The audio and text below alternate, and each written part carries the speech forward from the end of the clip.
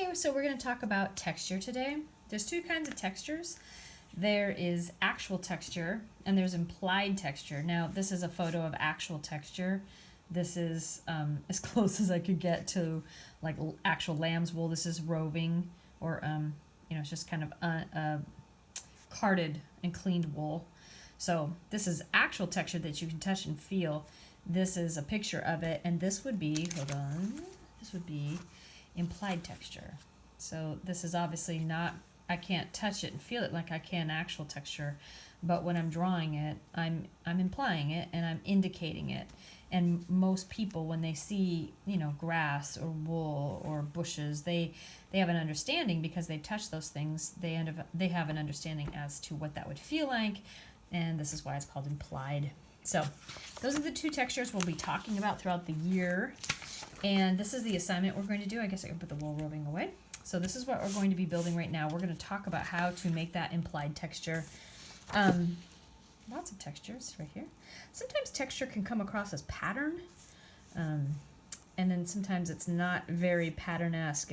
It's very messy, as you can see in this drawing here. It can look like scribbles in spots, but it works. Even the grass, you can see how it's just actually sort of scribbly, but it's how would you say, it's intentional.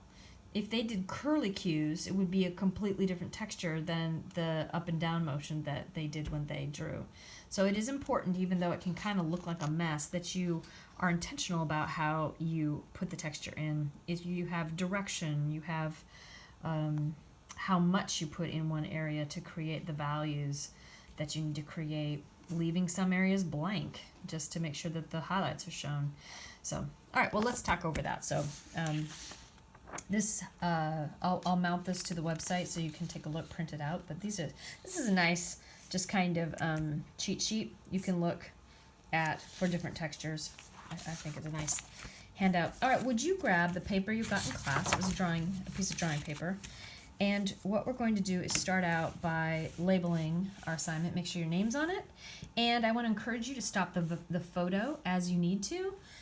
Don't feel like you have to follow along at Mach 5. Just stop the video, do what you have to do, and then take it off a pause and move on. So this is called Sample of Textures in Pencil Position. So, sample of textures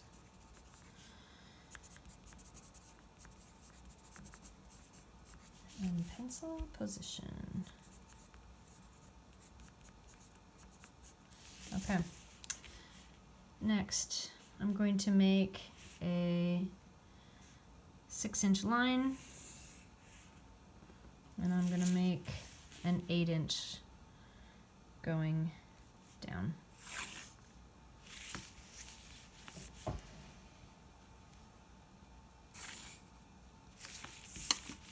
Remember, we talked about drawing. You can turn the paper any way you want, because this is drawing. This is an essay writing. And I'm going to label every 2 inches. 1, 2, 3. And across. 1, 2, 3. It's very important when you're measuring that you mark both sides, so that when you go to we'll talk about this in gridding, but you want to be able to connect the dots and you'll get a straight line. That way your grid will come out decidedly nice.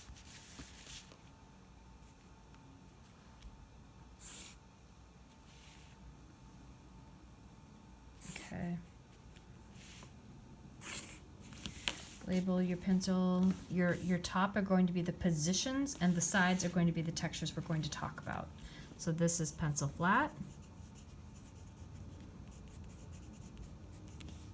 side of pencil, and pencil on point. Ooh, wow, hey, ooh. My mind is moving forward. Pencil on point. This is line and broken line.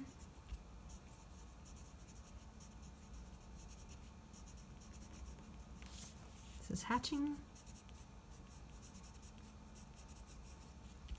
Cross hatching.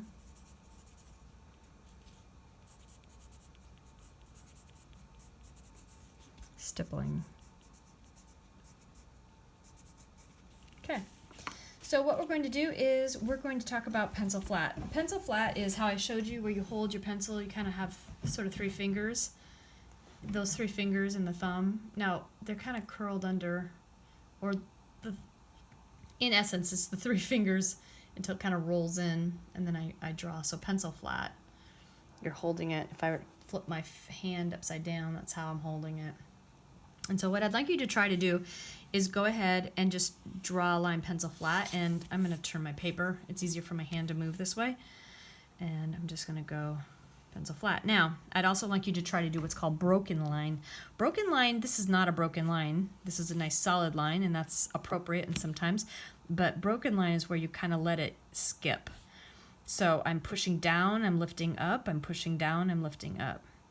And this is a wonderful way to indicate a line without making it look cartoony. It looks much more organic. So try that out, pushing and letting it skip with pressure. And you can actually completely let it skip. It doesn't have to be, like I still have some traces of it. Side of pencil. This is where you're going to do the same thing. This is more of that, we talked about that, that normal writing style where you have that tri-point grip. So this would be drawing a line and then trying to break it. Try that broken line. Practice that. That's really important. And then pencil on point. Let's try it this way where you go straight up and down. And I'm using kind of the side of I still have that resting. We talked about it's resting on your 3rd finger and you have that grip, but I'm flipping it a little bit on top. So really direct and then let it skip. Try to press down and then lighten it up. And it should be so light that it either doesn't show up or it is very faint. Okay. Hatching. Hatching, I'm going to do it, again, we're going to try pencil flat, side of pencil, pencil point. So hatching is these lines. You can go in different directions. They have a graduated look this is great for fur, grass. So try pencil side, kind of fill the area up. Side of pencil. You can pull down, you can push side to side, but they're kind of like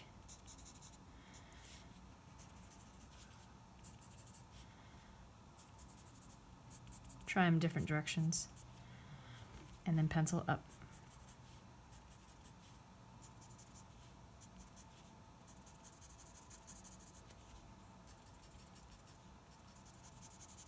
You can sometimes change the angle like that. Now, if we go back to this lamb, can you see how this is hatching right in here?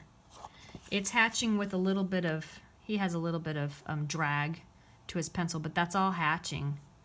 This is hatching in some ways. He has a lot of drag on that. So he's really doing the, maybe it's, you wouldn't call it a refined hatching, but this is hatching where it's kind of, has that motion to it. Okay. Then we want to do what's called cross hatching. Okay, we're going to go sideways. So you hatch in one direction and then you hatch in another. This is the way you shade, is usually is cross hatching.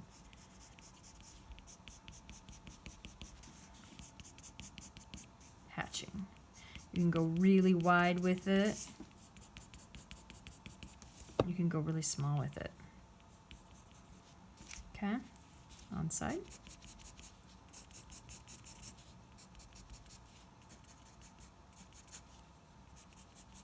It has a finer tip to it. The second you bring it up, it's going to be a more narrow line.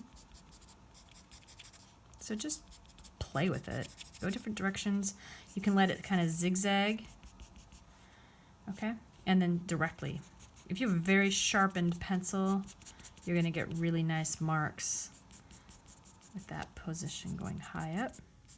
Much thinner, can you see the comparison? Much thinner than these lines.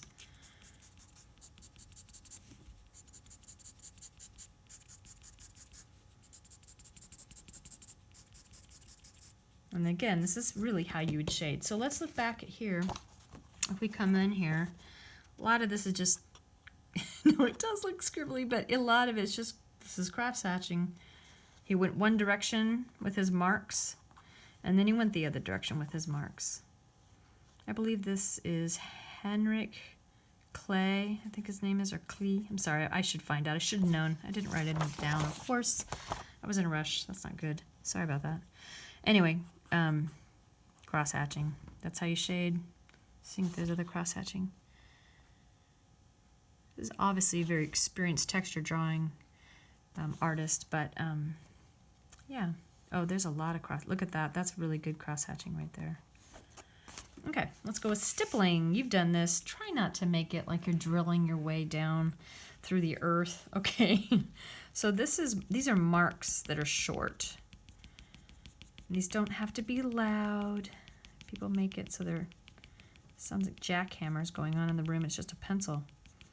Okay. Now I want to play with something. Look, and this goes for every mark on this page. The more marks you make, obviously, the darker it gets. So if you want it to get darker, add more marks. So let's play with shading in these squares, okay? So what I'd like you to do is make kind of a dark corner, and then this is easier than it looks. Just spread those dots out, and then let's just kind of gradually add more dots till we get to this darker, till we make to our dark area. So I'll just add more dots, and as I add dots, that area gets darker. And I'm going to try to make it so that it gets darker and darker in the corner, and I leave it lighter in here. The thing that happens with beginner texture artists is that, or anybody who's just getting used to this, is we're kind of used to where we make a mistake, we want to turn it into something else, or we want to work with it, so we add more lines. Well, when you add more lines, you get a darker area, and you actually draw attention to it. So it can be a little bit tricky when you're doing texture work, because the more you want to work it and try to change it and make it look right, the darker it's going to get. So, you know, be aware of that. Okay, so I had a pencil. Let's try it again too. More line, more dark. I can't talk, it's late. More dots, darker it gets. Spread it out. You don't have to put a lot of dots in this area, but just put more where we want it to be darker. Okay. You are going to be doing some drawings like what you just saw with the sheep, so this is a drill, but we are going to start drawing with this, so kind of get used to that idea where less dots, it's not as dark. And then of course vertically, and you'll find that really faint up on point, very faint, especially if you have a really sharp pencil. But again, where there's more dots, it just gets darker. Where there's less dots, it's lighter. Okay, can you see that? I'm hoping. Okay, so let's go back and take a look at this. So I'd like it to kind of be darker. Let's find a darker area. I'll cross hatch in that area. Oh, oops, sorry, it's on the side.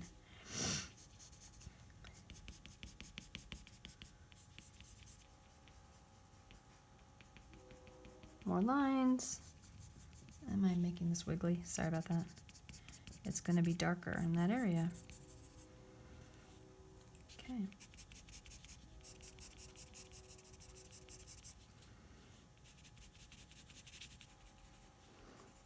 I mean, it does seem like it's very messy, but it's because it kind of is. But it is definitely, it has thought to it. It's not like you're just making a mess. Anybody can scribble. I mean, I showed you those lines that he made. These are kind of scribbly, but they are in direction. They are stacked. You can see these lines that he hatched in lines to make those folds of the wool. And he didn't put much in here. He put a lot more where he needed to shade it. He put very little in the back. And then around it, he put more texture. And he's, you know, he just added and built and put more lines, and then it's going to get darker as you go. Very dark in here. Okay. Hatching. And again, you're not cross-hatching. So you can see how this could look like tufts of grass.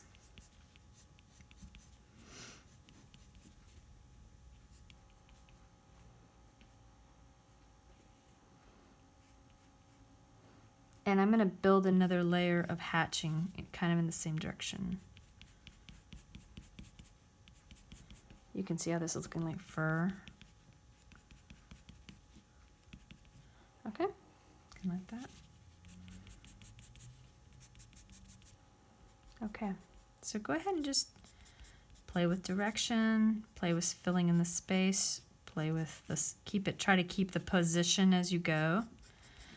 Try to see if you can make these corners a little bit darker in all of the squares.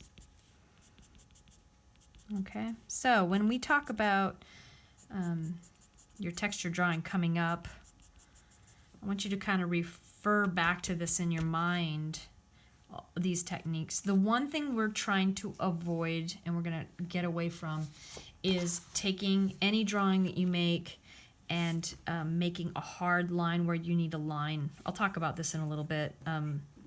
Again, not just tonight, but wherever there is a difference in value, you see how it's very light here and it's darker here. When those two values come up against each other, a line is automatically created. You don't have to sit there and outline it like a cartoon. It's made, okay? So he did not outline the outline of the sheep. I mean, he might have kind of given himself a broken line to let him know, let himself know where to be careful, but he didn't actually sit there like a really hard, fast cartoon and make that hard outline. He just did the value, and where it is against a lighter value, that line is created. And now you know the difference between the bush and the underbelly fur, or wool, sorry. Okay, so there is our sample of textures in pencil position that we were going to do in class and we didn't get a chance, but let me know if you have any questions. Okay, thanks.